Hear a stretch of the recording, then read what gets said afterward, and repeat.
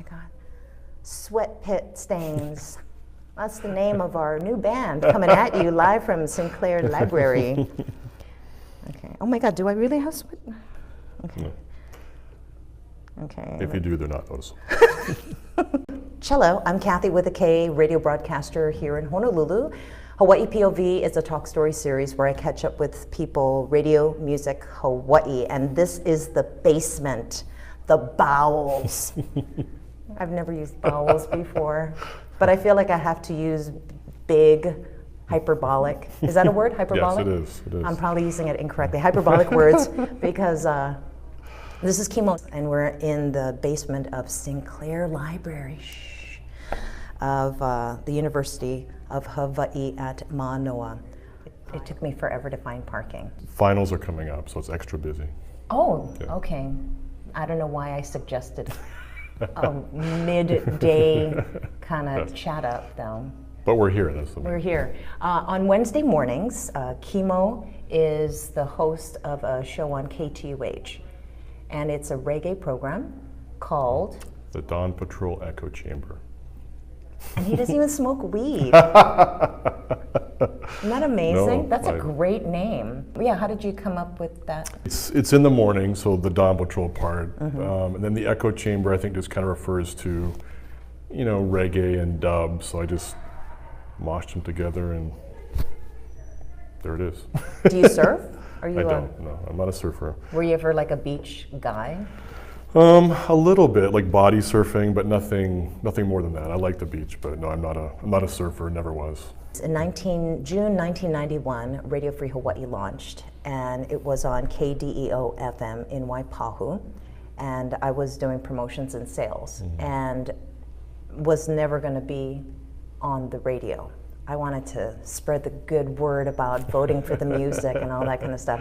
And so filling out the different day parts, I got to know various DJs and talents. Some came from the mainland, many came from the university station. True. Kimo was the host. He was the Kimo the Baldhead at the controls. Self-fulfilling prophecy. Yeah, I know I was on board from the beginning, whatever the first year was. I remember being there the first weekend, and it was me from KTUH, Dave O'Day, Tom Brower. Remember Tom Brower? Yes. Yeah. Who's now a politician. Pete Vidito, Sean Lopez. Yeah, there's a bunch of KTUH people. And who invited you to come play on the radio and get paid? I think that was like one of the key things. KTUH is a volunteer, like straight up, except for some of the people in the administrative positions. I think it was Pete Vidito who kind of recruited a bit for Norm Winter, so I think I came on board via Pete. If memory serves me, I can't exactly remember. Do you remember what you were told about the radio station? That it was going to be, you know, radio democracy, kind of like you explained. Wait, did he actually say? Did he use those words? No, because yes, probably did because Pete didn't, but Norm did at our first meeting. He was very idealistic, and the democracy was a big part of it. So we're not going to programming anything. The people program the station. And that won you over? No, I just think I wanted to, you know, I wanted to be on a commercial. Well, I didn't want to be in a commercial station. I just wanted to play music maybe at a higher wattage station than with KTUH at the time, which was only 100 watts, I think. So that was probably my motivation, I think. Okay. Yeah. Let's get some origin story about you, Kimo. Where are you originally from? Despite my name, I was actually born in Vancouver, in Canada. And I had the nickname Kimo in Canada, so when I moved here, I just went by that to make things easier. Where did you land when you got here? I went to Wilson Elementary, then I went to New Valley Intermediate, Kaiser High School, UH, and I've been here ever since. What was, when you got here to the university, what classes were you taking? What was your end goal? You know, I didn't have one. I was just like a lost, take whatever interested me student. And in hindsight, I wish I had been more focused, but I was just kind of, I got busy at KTUH. I was the music director there, and that kind of became my de facto major. I did graduate, but you know, I spent so much time at KTUH. Yeah, I was not a focused student. I'll put it that way. what year did you get into KTUH, or how did you get into radio and music? Well, my freshman year, I was actually at Whitman College in Washington State, and I worked at the station there.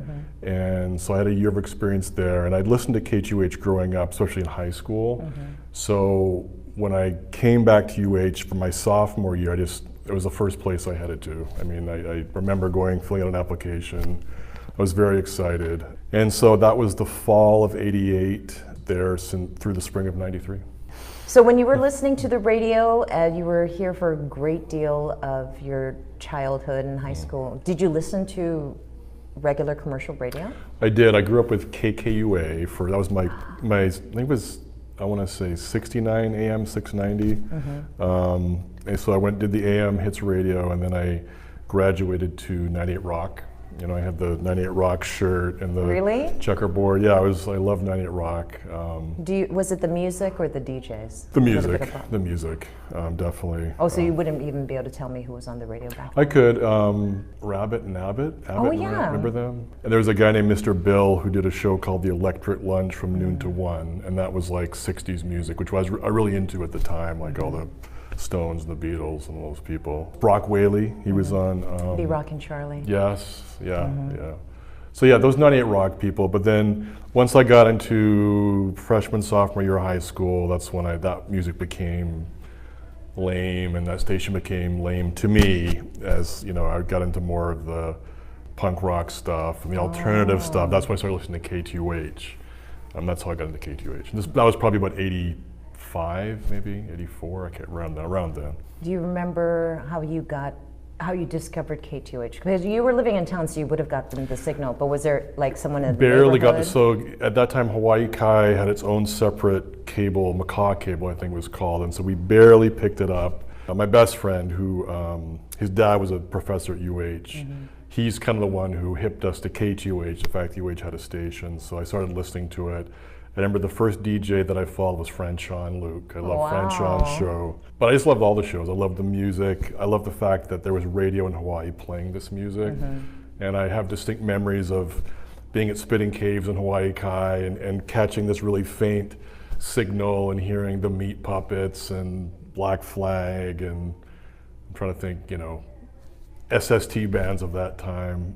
And it was very captivating, and I almost kind of romantic to me, you know, compared to nowadays. So it was, it was definitely a huge part of my life. When you discovered those bands and KTUH as a station, you're talking about the more rock-leaning and punk-leaning music. Where does the ska, the original wave of ska and reggae and dub music, when did that come into your... You know, I saw the Clash. They have a film called Rude Boy, and this station called USA Network, was a show called Night Flight, used to show kind of alternative leaning stuff. So they showed Rude Boy, they showed the 1982 Reggae Sunsplash, which is where I first saw Yellow Man. So I think from watching kind of rock-oriented TV, I kind of got into reggae, and then I listened to the reggae shows at KTUH. And I'd kind of snowballed from there, and that's, you know, my interest and my obsession with it just grew from that time. Do you remember the artists that really kind of you gravitated to, and where it became like your mainstay of like, this is the kind of ground zero, and other artists where you were building your music library?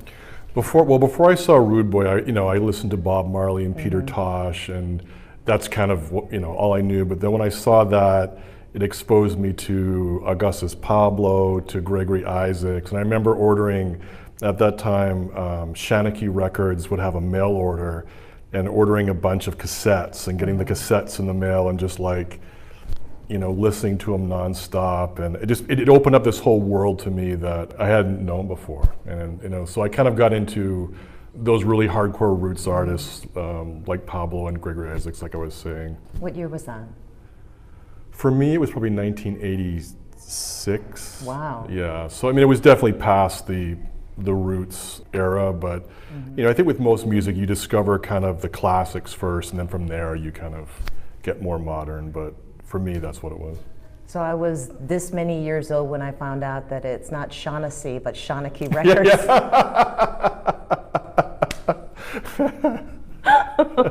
That's the same. It's like the same family as like Greensleeves. Yeah, I think they're related. Yeah. So I worked at a record store at a little bit later in the 1980s and early 1990s, and so I'm very familiar with the spine of the cassettes. It's green, right? Yeah. Yes. So it was like Greensleeves and Shaughnessy Records. No, I'm Jelly's. How do you know it's Shawnee? How did you find that out? I don't know, but I remember finding out and going, "This is like you." Oh, it's Shawnee. I used to go to Jelly's. It was on Pi'ikoi at the time, 404 Pi'ikoi. Yeah, I'd buy Yellow Man cassettes. Or was it just by the label? That's how you got Yeah, I mean, I think label. I got it. Started buying more and more Greensleeves and Shanachie stuff, and I can get over Shanachie. I was like, I want to make a shirt that says it's pronounced Shanachie. Are they? So that was fall of '88. By let's say a semester or two later, I became assistant music director to Fran Jean-Luc, who was still here and was the music director. And then she graduated probably the next semester, and then I became music director and was music director for, I'm guessing, 2 years maybe, until I graduated in '93. Wait, were you here and also at Radio Free? I overlapped, I guess, '91 to '93, and then once I graduated, I left the islands for a little bit. Radio Free went on. You went to Jamaica. Yeah, I did. I took a pilgrimage, but then I feel like I worked at Radio Free after that. I don't know why I can't remember. I came back after that, '94, '95, and then I feel I did a reggae show on Radio Free, and that's when I did the countdown, the top 40.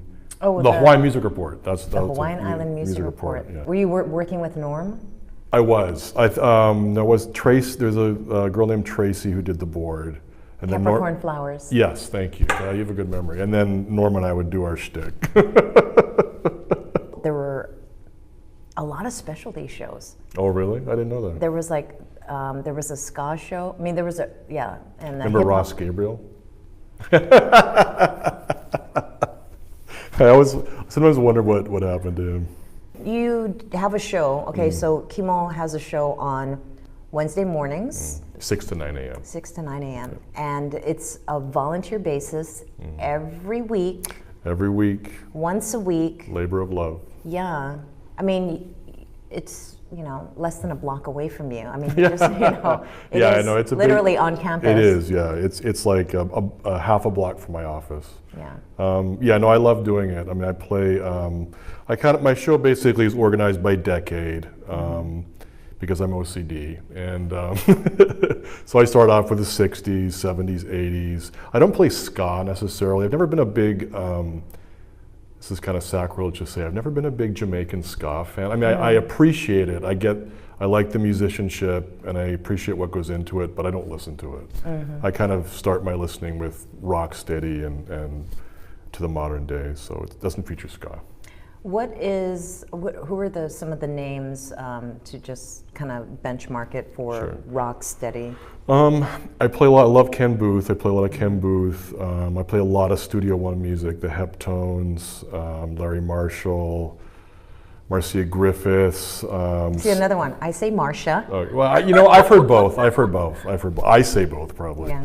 The Sound Dimension, which is the Studio One house band. Anything Studio One is awesome. I'm a big Studio One fan. Alton Ellis. So all those early people, and then I kind of morph into I just kind of progress the show chronologically, for each show. So I think it makes for a nice smooth transition, and you get to hear all the musical styles and how they kind of spring from each other. So, do you sprinkle it with Kimo knowledge of? This was the engineering, and this is the technique. This was the studio, and I do. I try and do it quickly and not I don't like to belabor the point. But if I like to run down what I just played, my set list, and I'll say a few things here and there. But I don't. I mean, I try to keep the talking to a minimum as much as I can and let the music speak for itself. So I like hearing DJs who are super knowledgeable about what they're playing because it gives the music context. I guess I've always been somebody who I like music, but I also like to learn about music, and I think a lot of people are. So if you hear a show where somebody's super knowledgeable, they can put it in context for you, and it actually kind of helps me listen to it, I think, with a better ear, and makes it a little more understandable. Yeah. You only play vinyl. No, I play another embarrassing thing. I play lots of CDs too. I definitely don't play a lot of YouTube or off my phone. It's primarily vinyl with some CDs. And the vinyl I play are both LPs, and I still play a lot of 7-inch singles. In fact, I probably play more 7-inch singles than I do LPs. But I play CDs too. Like, what's your personal library? Or does your wife allow you to have a personal library? No, she does. Yeah. She's been very, my family is very gracious about the space they allow me to have. I do have a lot of vinyl. I wouldn't say I'm a record collector, but I do buy things on occasion, things that interest me, things that I think are cool to have. I don't buy as much as I used to, for sure. I'd like to buy more, but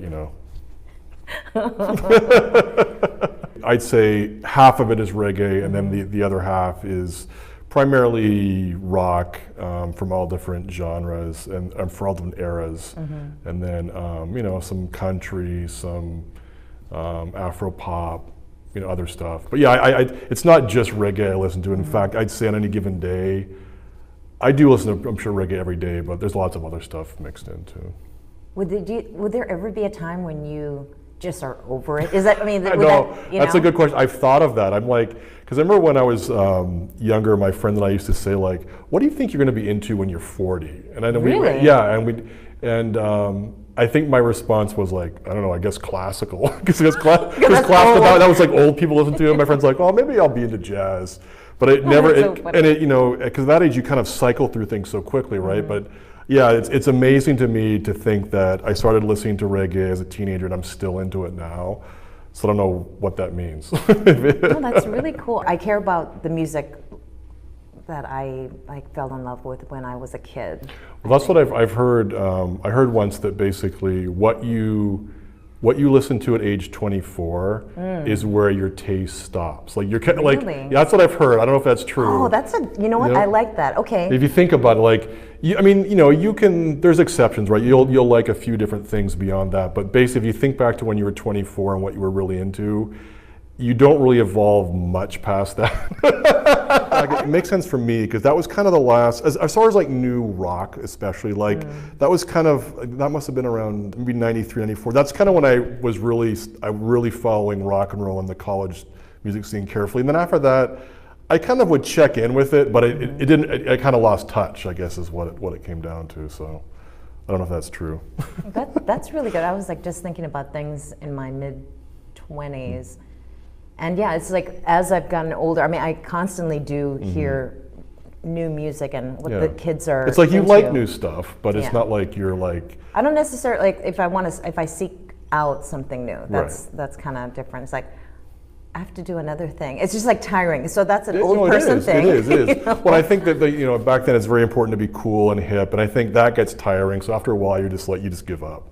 Are there artists, if you consider your 24-year-old self, that you were like really into? Let's hear what that list may Okay, be. well, I think at that time I was still really heavily, I did the reggae show at KTUH, I was heavily into reggae, but the rock stuff at the time that I was really into was Uncle Tupelo, Royal Trucks, Stereo Lab. I'm trying to think of other bands at the time.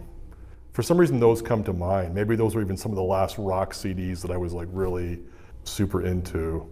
And then, of course, hip hop became a big thing. For a while, like I was big into hip hop. That kind of became with De La Soul and the Jungle Brothers and that kind of early '90s hip hop college scene, Digital Underground, all the Tommy Boy Records people. So that was kind of my 24-year-old self. That was a really good time for all genres of music. Everything was like popping up.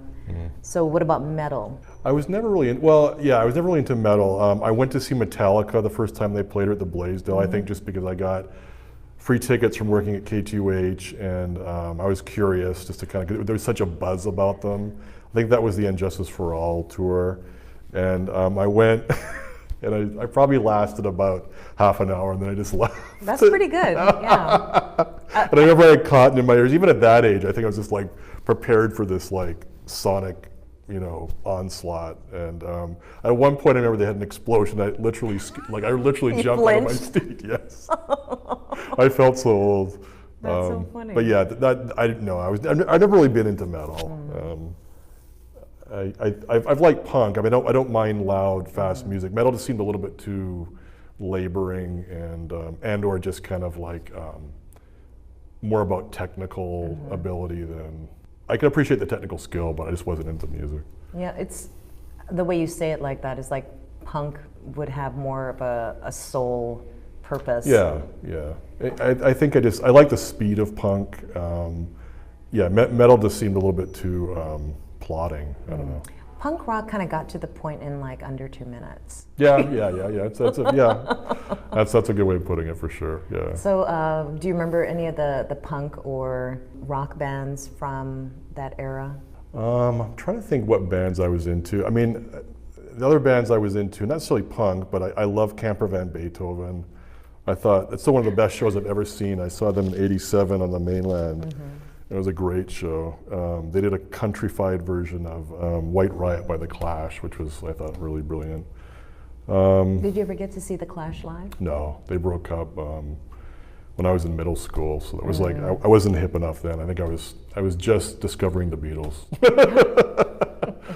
Who else? The Meat Puppets. I liked all the SST bands. Who else was on SST at that time? See, that's like a real music person when you know the different labels.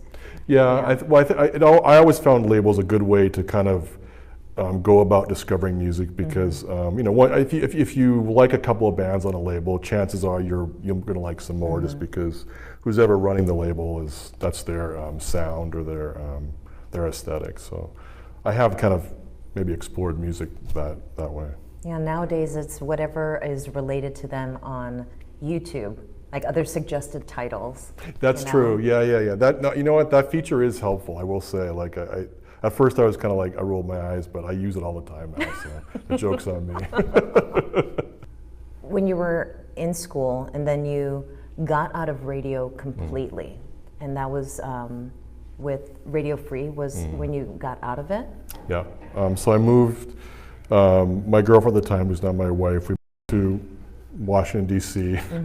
In the mid-90s, and kind of after I graduated. Wait, D.C.? D.C., yeah. Oh, see, I always wanted to go to D.C. because Fugazi. Oh yeah, that was my. So that's another. Yeah, how could I forget Fugazi? Yeah, that was another. That's when you were talking about SST. I'm just like, what about Discord, man? Right. Yeah. I graduated UH in '93. I came back to work on campus in 2013. So exactly 20 years. In that 20 years, the internet was invented, right? So it's like I left campus typing, on the version 1 of the Macintosh, and I come back and everything is automated, including KTUH, right? So it's like where people used to come in and pick records before their show and play that. CDs were just coming in. Now everybody just walks in with their laptop, plugs the laptop in, and just plays their music that way. So I felt totally like an unfrozen caveman, where I was stepping out of the past. And I still haul all my vinyl up there to my show to play. So I'm definitely a dinosaur when it comes out. When people get into radio and broadcasting, I've been told that, and for me too, I tried to leave it, and then I came back into it, and I've been very fortunate.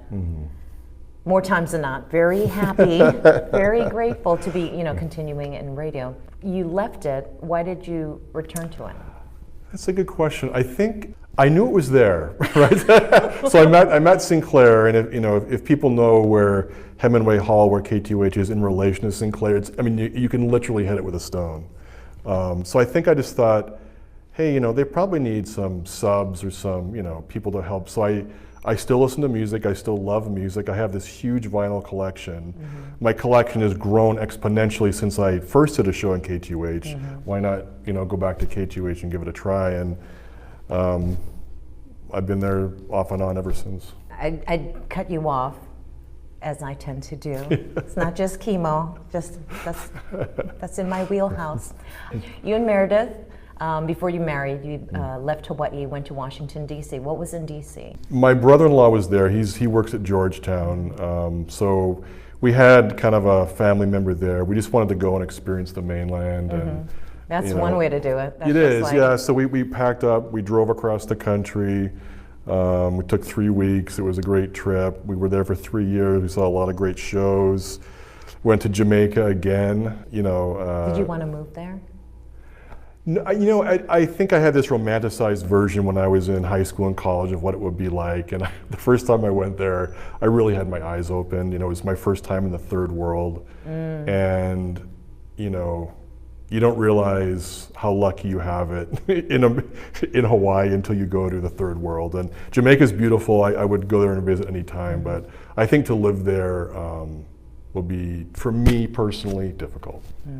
After the 3-year stint in D.C., was it an obvious choice to return to the islands, back to Hawaii? Yeah, we always planned to come back. I mean, we planned to eventually raise a family and have kids, and we wanted to do it in Hawaii because we're from Hawaii, it's what we know. We never thought we could raise kids well on the mainland. I don't know if that makes sense. We thought we could do it better over here. So we came back in '99. All this time I'd been working at Borders Books and Music, basically as the music manager. So that was my job at the time, and Borders enabled me to transfer back here and still have employment. Basically 2001 to currently I've been, you know, raising kids. So I just got back into radio, you know, in the last 5-6 years. Was it easy? Aside from the technical aspect, because you said working here at Sinclair Library at the University of Hawaii at Manoa campus, and that KTUH is next door, that it would be, you know, why not, you know, just putting your name in the hat. I was, you know, what struck me, and I don't know what this says about me as a person, but it wasn't easy. I felt older. You know, everybody's much younger than me. I mean, there's some older guys like myself. So I think at first it was a little bit daunting for me, you know, but musically I knew my stuff. I knew how to do a good reggae show. So it wasn't that. The technical stuff, yeah, it was hard to learn at first, but for me the biggest thing was more kind of like I felt like everybody has more energy than I do. Well, I mean, you are a very even kind of zen that's personality, true. you know. So that, I mean, that's good. It's like in a sea of chaos, it's good to just arrive. Maybe, yeah. You could be right. You could be right. But you know, I feel at this point, I'm just now after 5-6 years back becoming fully comfortable. Like it's taken me a while to kind of get fully back in the vibe. But I feel doing my show and the music's always been the one solid there for me all the time. So, is there an artist or a series of artists that guarantees if we listen to you on a Wednesday morning, it's just like, yep, that's, you know? Oh yeah, sure. Who's like your? Okay, well, Cornell Campbell, probably my favorite reggae vocalist. Ken Booth, like I mentioned, Horace Andy, Studio One, Nicodemus, Supercat, all those DJs, Brigadier Jerry, Augustus Pablo, Gregory Isaacs all the time. I love Gregory. Anything by Sly and Robbie, Roots Radix, Yellowman, Sugar Minot. My playlist is available at KTUH.org, so check my playlist if you're at all interested in my show or what I play. No, that's good. Yeah. So would you consider the artists that you just mentioned as a kind of a primer for a particular branch of reggae music or rock steady?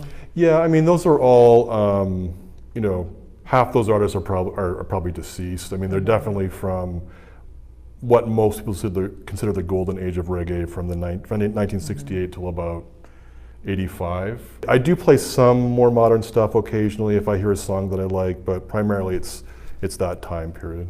There must be artists now in the 2000s, 2010s, and we're going into 2020s that are reminders of like a kind of throwback? There are. I mean, yeah. Most of the new music I like is actually retro music. So it's like the Agrolites, maybe 10-Foot Ganja Plant, the Expanders. You know, maybe American bands that base their sound in that old style. I mean, I honestly don't really like too many new artists, new dancehall artists. It's just not music I like. But I do like new bands who play that old style. So what do you think about Hepcat? I like Hepcat. I mean, that's a good example. Even Tim Armstrong of Rancid, he had a solo album out. It's basically a reggae album. I love it. I think it's awesome. So Jimmy Cliff did a show in Honolulu at Aloha Tower maybe about 4 or 5 years ago. And he did Ruby Soho, Rancid song. Oh, did he really? Cover. And I was like, why do I know this song? And I'm like, wow. I know this song. And then so later I realized that Tim Armstrong had produced a Jimmy Cliff album and it was all covers. Oh, I think I heard about that, yeah. So that was just amazing. Jimmy Cliff's voice is just so, I compare it to a bell. It's just so him. I'm embarrassed to say I've never seen him live, but everybody I've talked to who's seen him live, all different people who are hardcore reggae fans even say it's like the best show they've seen. So Yeah, you're probably too late. No, I mean he's still around. I know. Yeah, he's still very vital, and if he ever comes by where I am, and if I have access, I will shoot you an email. All right, hook me up.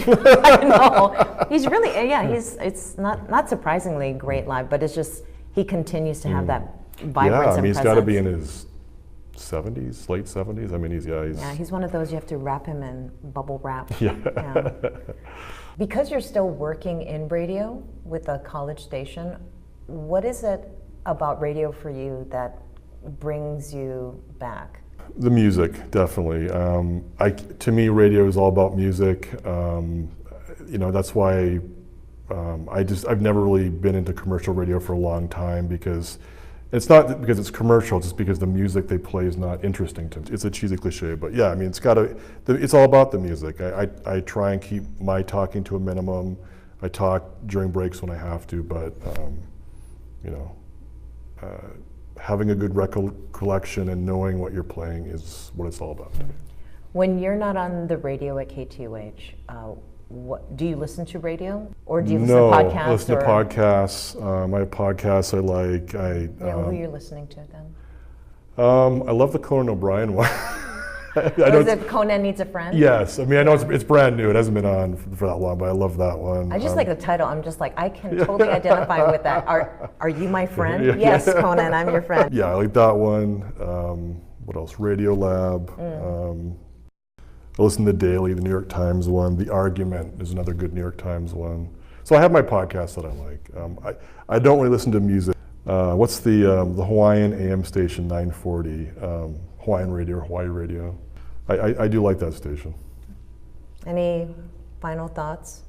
No, just I'm honored that you took the time to talk to me. And okay, we're just going to end it. Thanks, Kimo. Okay.